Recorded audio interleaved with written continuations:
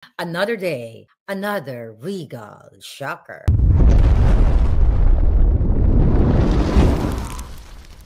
Mga palangga, hindi naman natin pinag-uusapan doon ang yung pag-breach ng ICC.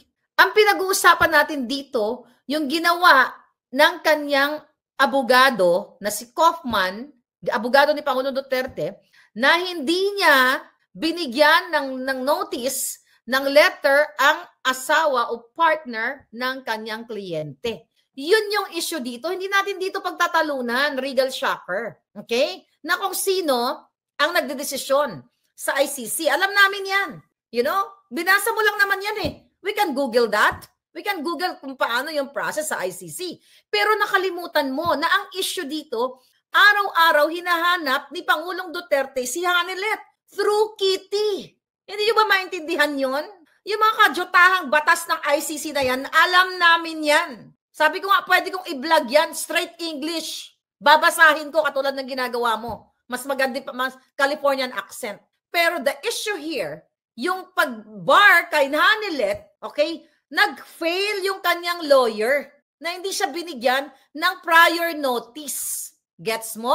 Another day, another regal shocker. Now, so walang na-violate na rights kasi nga, we all know, like kong sinasabi, na ito ay privilege. So let's say for example, si Inday Sara, dahil si Inday Sara sabi niya, ilang beses na siya na-warningan. Kung si Inday Sara kaya ginanito, si Inday Sara, si Pulong, si Baste, for so many reasons, ano kaya ang magiging impact sa inyo? Magaganto-ganito ka rin kaya? Another day, another regal shocker? Diba? Hindi ka magaganito kasi, syempre, masasaktan ka. Na bakit hindi pinapasok si Inday? Ang tanga-tanga naman ng lawyer, ganon. Diba? Hindi mo to sasabihin. But because you have personal agenda, galit kay Hanilet, kaya etong ganito ang ginagawa mo sa iyong vlog. Sabi niya, but if you look beyond the black and white of procedure, you know, it's hard to ignore the grace of the whispers. Sabi niya, source say it was Attorney Nicholas Kaufman himself, Duterte's current lead counsel, who moved to suspend Hanilet's access. Mga usap-usapan daw sa grapevine, parang ganon. The reason, she reportedly consulted Harry Roque and other lawyers. Unang-una, abogado ka. Abogado ba siya? I don't know. May isa nagsabi abogado siya. Hindi mo ba alam ang ibig sabihin ng co-counsel? Ang sinasabi ni Kaufman, si Kaufman naman nagsabi dito eh. Dahil nga si Hanilet ay nag-ask ng advice, ng opinion kay Harry Roque doon sa domestic legal remedy. Hindi tungkol sa ICC. So ang ICC, hawak ni Kaufman, din kung magkasundo, mag-agree, which is nag-agree ang PRRD, kaso lang wala pa namang niretain na abogado, na i-push yung legal remedy na yon, pwede naman magkasundo yung dalawang abogado. Co-counsel sila, dalawa, magkasundo sila para dalawa ang ating inaantay.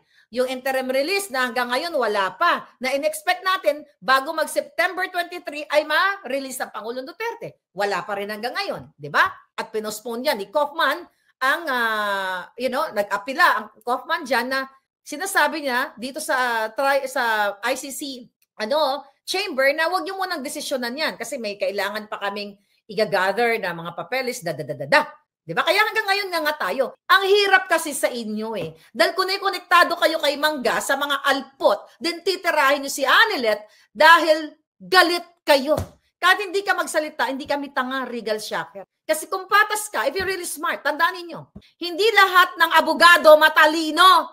Maraming bobo katulad ni Gadon, katulad ni Lisa Tanas na punong-puno ng katarantaduhan, katulad ni Dilima, matalinong lumantak ng saba. Hindi porket Marlica, mag-abogado ka na lang. I wish I had money when I was young. Nag-abugas siya sana ako. Kasi wala, hindi ako pinalad.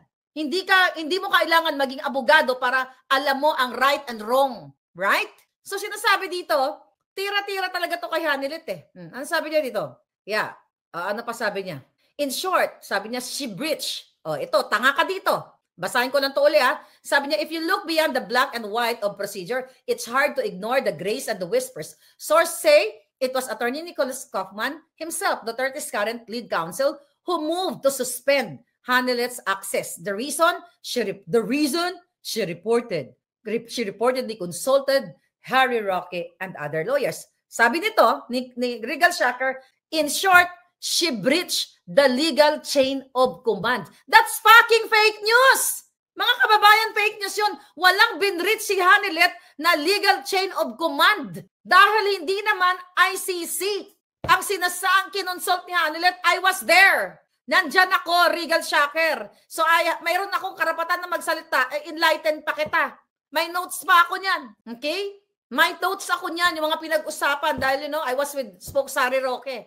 Nakatranscribe yan. Mahaba-haba yun eh. Okay? In due time. Hindi pa kasi akma ngayon na ilabas yun. Sabi niya dito, in short, she breached the legal chain of command. Are you, Alpotera, kidding me? Anong command ang binreach ni Hanilet? See? Kaya dapat talaga nasa Team Alindog kayo eh. Nahubaran natin, wala pong binreach si Hanilet na chain of command. Sabi now, let's be real. This move might sting on a personal level, but on a legal strategy front, it could actually help. Sabi niya, remember, the ICC prosecution has flagged Hanilet's March 2025 behavior. Remember, the ICC prosecution has flagged Hanilet's March 2025 behavior. Pinlag ba ng ICC? I don't know about this. O gawa-gawa niya lang do. Yung pagpokpok ni Hanilet doon sa police na yon, dahil ginagang up si Kitty, anak mo babae, di ba sabi ko nga sa inyo, ginagang up mo ang anak ko, putang ina ka dyan, araw na yan, mamamatay ako pag dudurugin ko lahat ng mga julo ng mga ito. So meron, ikaw Regal, ang hirap naman kasi sa'yo eh. Di ba? Huwag ka kasi magbasa, mag-analyze, kaday. Gamitin mo yung utak mo, huwag yung basa-basa ng script. Putang ina, sayang pag abogado mo. Walang binreach na contract si, na legal, si Hanilet. O sabi niya, pinlag daw yung behavior ni Hanilet, allegedly striking a SAF officer during Duterte's arrest as proof of the Duterte circle could obstruct or intimidate. So parang sinasabi niya dito, dahil nagpakita si Hanilet ng ganong behavior, so gagamitin ng prosecution na pag pinakawalan namin, pag in-approve namin yung interim release ni Duterte, baka yung pamilya niya sapak na lang, ganyan-ganyan. I believe ito yung gusto niyang explanation with regards dito sa yung view ng prosecution. Okay? Proof of Duterte circle could obstruct or intimidate. Di ba? I think tama yung explanation natin. Gaga. Sa bagay, hindi ka naman nanay. At least man ng tao ka. Okay? Alam ko ang gusto mong sabihin, nagpapaka-legal, luminary ka or whatever. Pero hindi mo ba naintindihan? Si Hanilet walang record na nanapak, nanuntok, or what? Si Lisa Tanas marami. Di ba? Wala siyang record. Yun ay emotion ng isang nanay na ginagang up, inaapi, dinudukot si Pangulong Duterte. Jutang ginina ninyo. Abogado ang pulpol. Walang binreach na contract si Hanilet. Saksak mo yan sa ngalangala mo. Maawayin nyo na naman ako. Go. Mag-away na tayo forever hanggang sa dulo ng hininga ko.